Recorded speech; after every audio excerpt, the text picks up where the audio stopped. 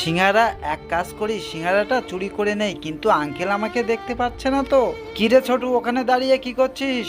ভাইয়া আমার একটা সিঙ্গারা দাও। আচ্ছা দিচ্ছি দাঁড়া।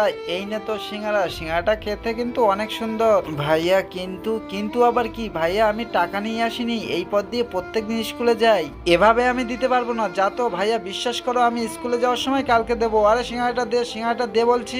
দাদা দাদা বলো কি হয়েছে? আরে চেনো না এই সমস্ত ছেলেগুলো প্রত্যেকদিন এরকম ভাবে নিয়ে যায়।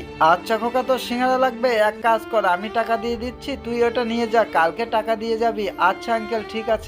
আরে বিশ্বাস করো না এদেরকে, আর সিঙ্গারাটা দে। না না থাক দাদা, এই নাও।